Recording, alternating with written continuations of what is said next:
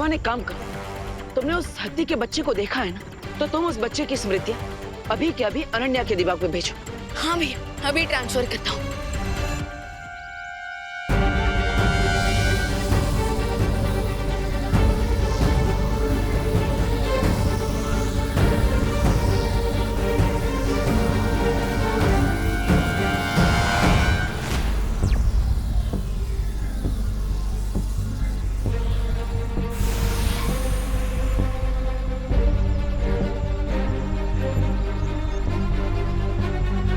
तुमने baby elephant की memory मेरे माइंड में क्यों ट्रांसफर करवाई है?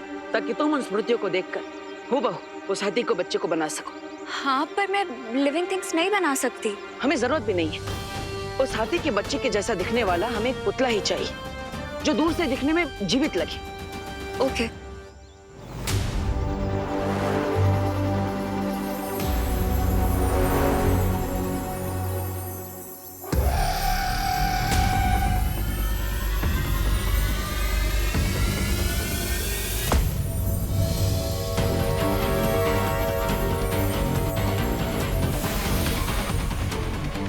तो चलो माँ को वापस लेकर आते हैं।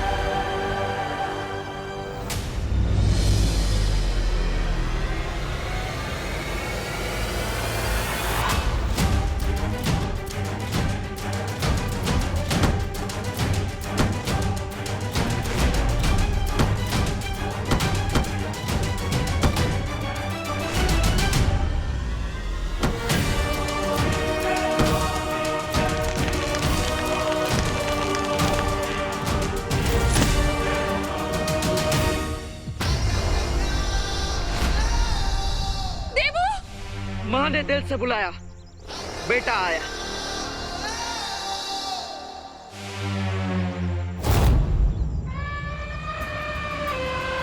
देवू, माँ आप ठीक तो है ना? मैं ठीक हूँ कि नहीं मुझे कुछ समझ में नहीं आ रहा है। देवू, तुम और विवान हवा में उड़ रहे हो और ये हत्ती, इसे पता नहीं क्या हो गया है। ये अभी तक तो ठीक थी, अचानक गुस्से में मुझ पर हमला कर दिया इसने। देवू, चलो यहाँ से चलते हैं। चलो चलो। माँ मैं आपको ले जाने के लिए आया।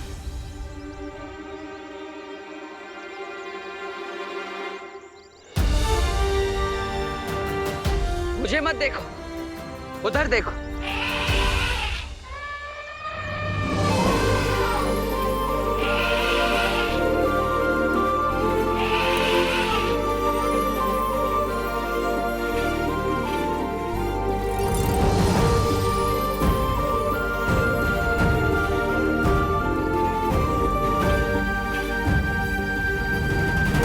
पूरी धरती को स्कैन कर लिया, लेकिन अब तक पता नहीं चला कि उस रे ने बेबी एलिफेंट को कहाँ छुपा रखा है। इसका मतलब ये है विवान कि उसने उसे सिर्फ छुपाया नहीं है, बल्कि ऐसा जादू किया है जिससे वो हमें दिखाई नहीं दे रहा है। तो फिर कैसे ढूंढे उसे?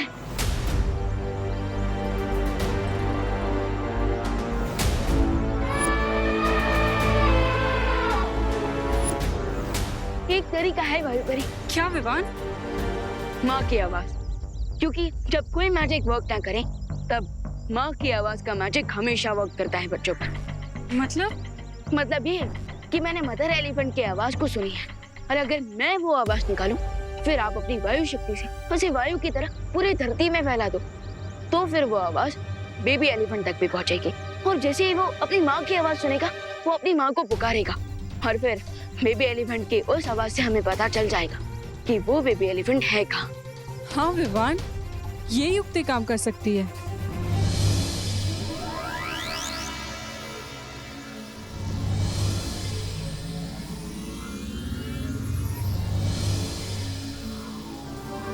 और अब मैं इस आवाज को वायु में मिला के धरती पे फैला देती हूँ।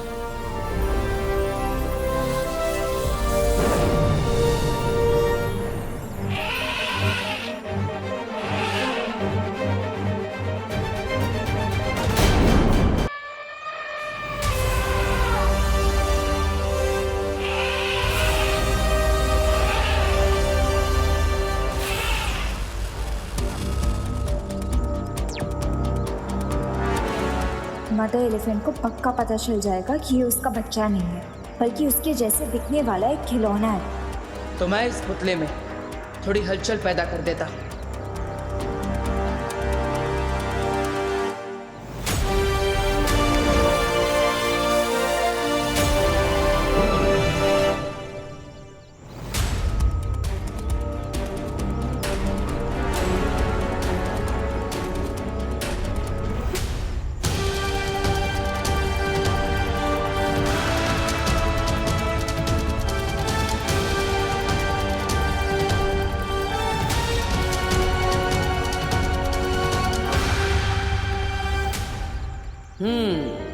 अब ये उसे अपना बच्चा ही समझ रही है।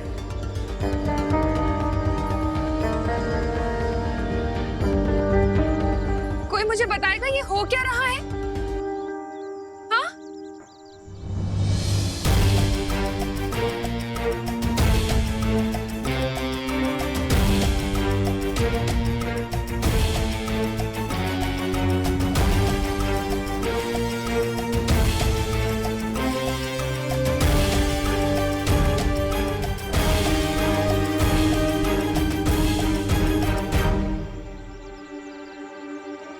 तुम्हें लगता है कि उसे पता लग जाएगा? पता नहीं, लेकिन माँ को यहाँ से सुरक्षित ले जाने का यही सही मौका है। चलिए आंटी। अरे ये क्या कह रहे हो तुम दोनों? एक माँ को नकली बच्चा दोगे असली बच्चे की जगह? धोखा दोगे उसको? ये सही नहीं है। अरे माँ तो अंधेरे में भी अपने बच्चे को पहचान सकती है। लेकिन माँ,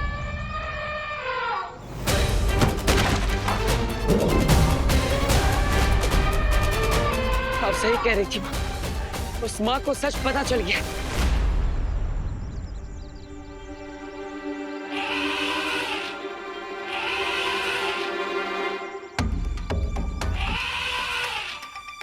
विवान, बच्चा अपनी माँ की आवाज सुन के उसे पुकार रहा है। वो किस दिशा में है वायुपरी? वहाँ, उस दिशा में। ठीक है, चलिए।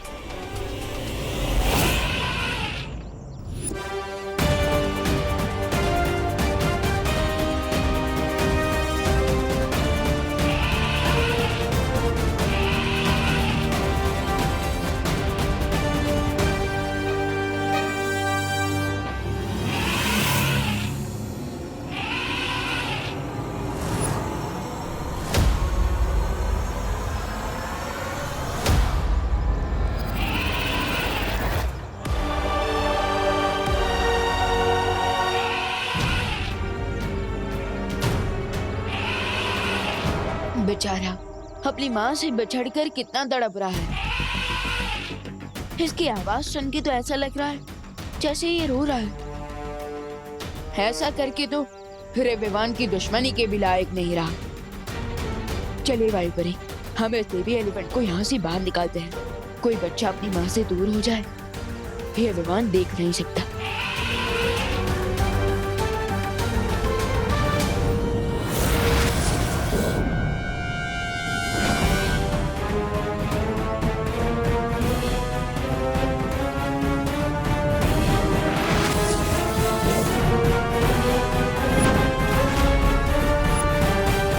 रे ने काफी मजबूत कवच लगाया है यहाँ पे। हमें साथ में मिलकर शक्ति प्रयोग करना पड़ेगा।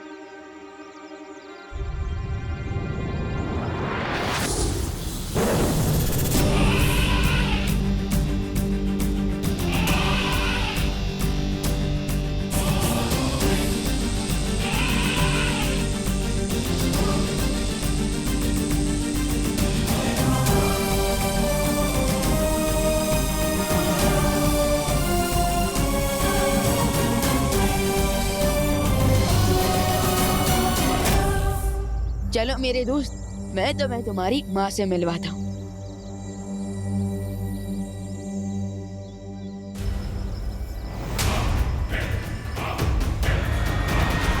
हाय विवान, कैसे हो? अब ये तो मैं पूछूंगा नहीं, क्योंकि अगर ठीक भी हो तो ज्यादा देर ठीक में रहने नहीं दूंगा। तुम्हें क्या लगा था तुम दोनों हमारा जादुई कवच तोड़ोगे और हमें पता भी नहीं चलेगा?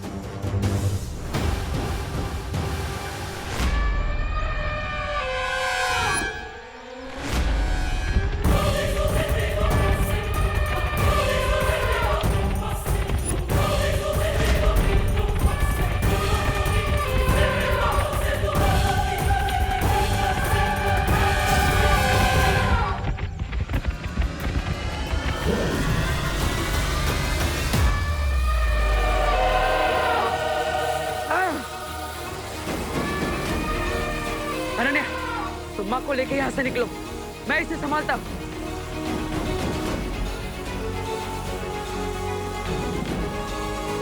चलिए करना जी। नहीं अनन्या, लेकिन उसका बच्चा, वो तो उसे नहीं मिला ना। उसको विवान ले आएगा। अभी इसके गुस्से से बचने के लिए हमें यहाँ से चलना ही होगा। चलिए। नहीं, जब तक उसे उसका बच्चा नहीं मिल जाता तब तक मैं यहाँ से नहीं जाऊंगी। माँ, अनन्या की बात मानिए, जाइए यहाँ से। मैं आपसे वादा करता हूँ कि इसका असली बच्चा मैं वापस पहुँचा कर ही रहूंगा। जाइए।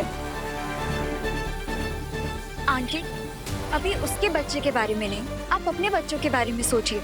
अगर आपको कुछ हो गया तो उनका क्या होगा?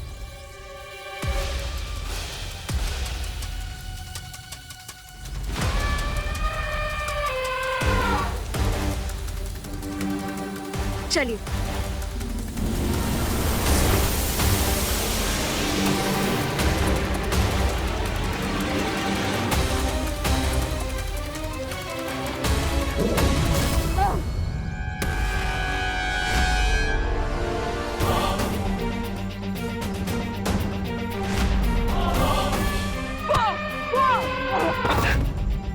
दादी,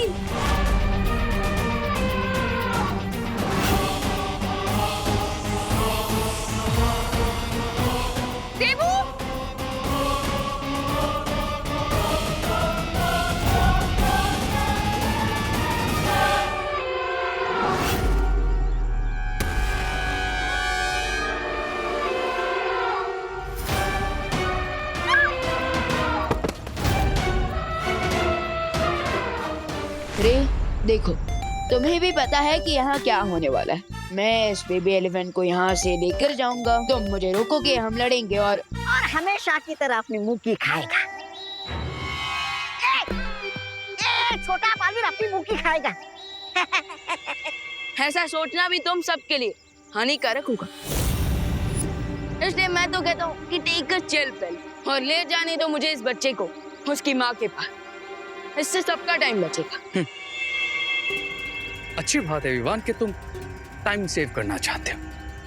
आई एम सॉरी, और मैं तो टाइम वेस्ट करना चाहता हूँ।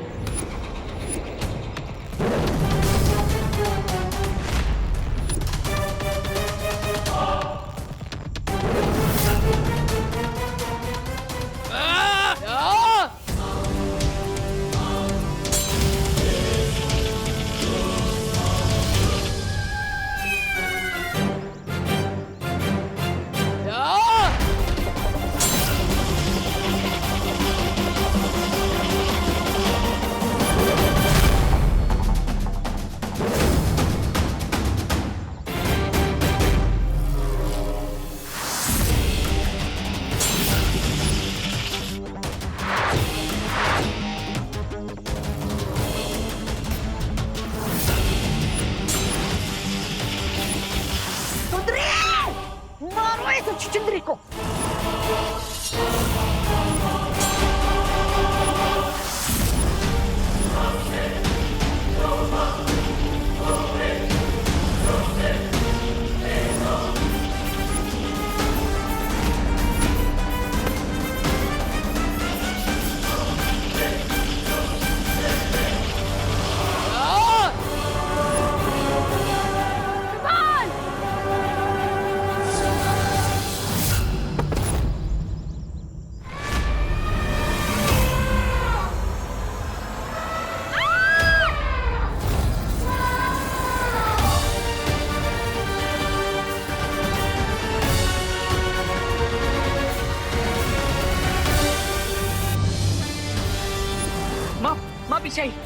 जाइए जाइए।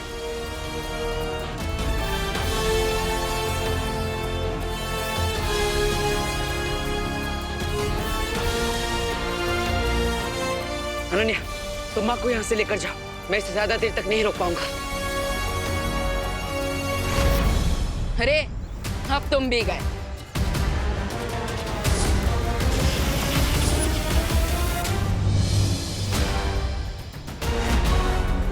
बेबी एलिफेंट के पास पहुंचकर भी हम मुझे रे और उसकी गैंग से नहीं बचा पाए, लेकिन अब चाहे रे कहीं भी गया, मैं एक बच्चे को उसकी माँ से दूर नहीं रहने दूंगा।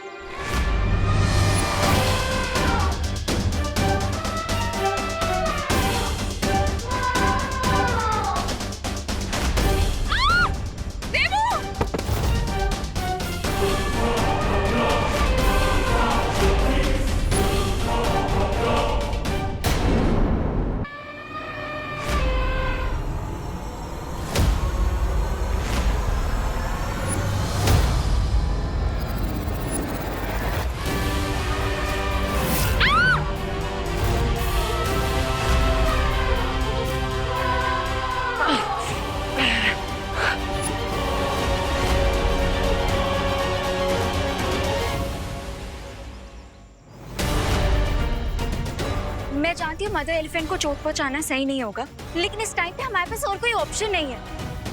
हमें कड़ा प्रहार करना ही होगा।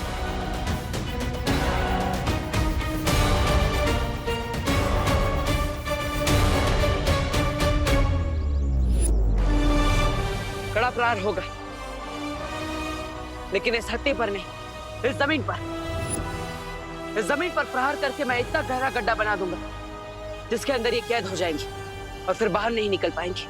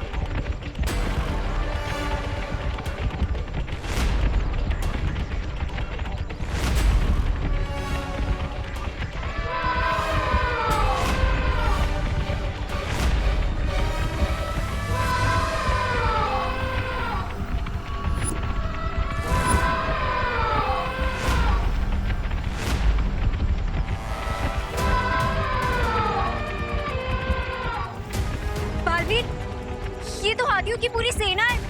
अब एक हाथी हो या पूरी सेना, इनका सामना करने के लिए हमें तैयार होना ही होगा।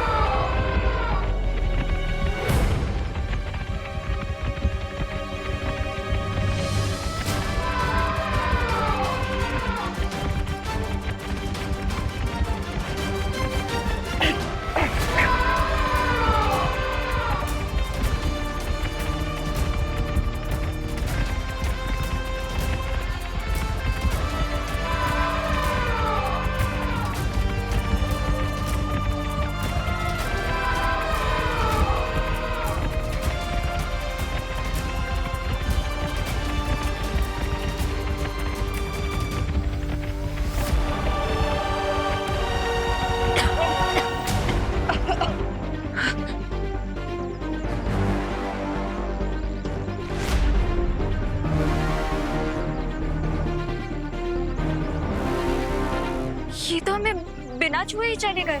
छूते भी नहीं, क्योंकि ये हाथियों का झुंड हमारा ध्यान भटकाने के लिए बुलाया गया था। वो देखो, हाथियों के झुंड के आड़ में वो मां को उठाकर ले गई।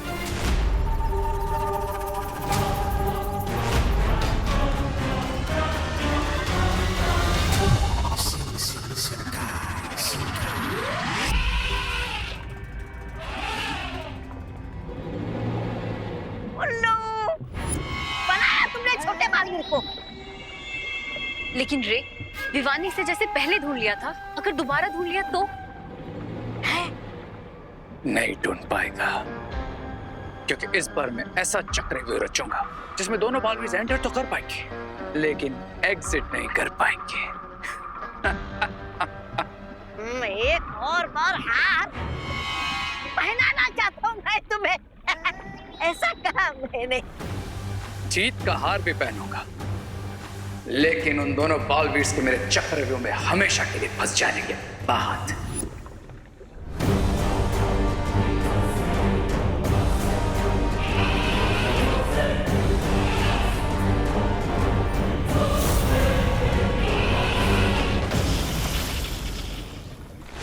चलो बालवीर, वो मदर एलिफेंट आंटी को ज्यादा दूर तक नहीं लेके गई होगी। रुको बालवीर, ध्वनि परी, शौर्य ने तुम्हारे लिए कुछ भेजा है।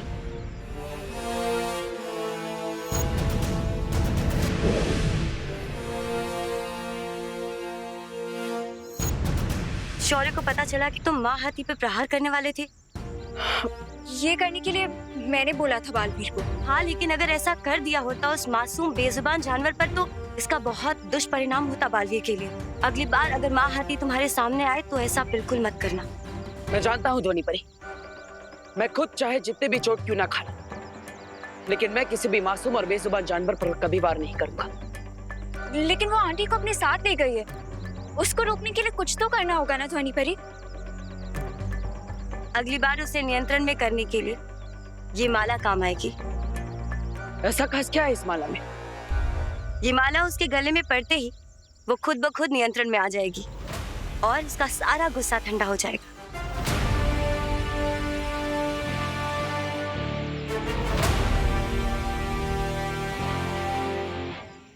ठीक है ध्वनि परी। लेकिन आप मदर एलिफेंट को ढूंढेंगे कैसे? मैं वापस से ड्रोन कैमरा लाऊं?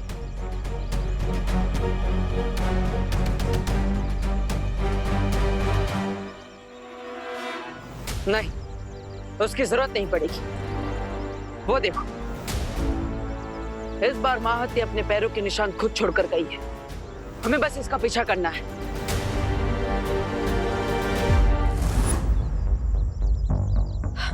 भाई भाई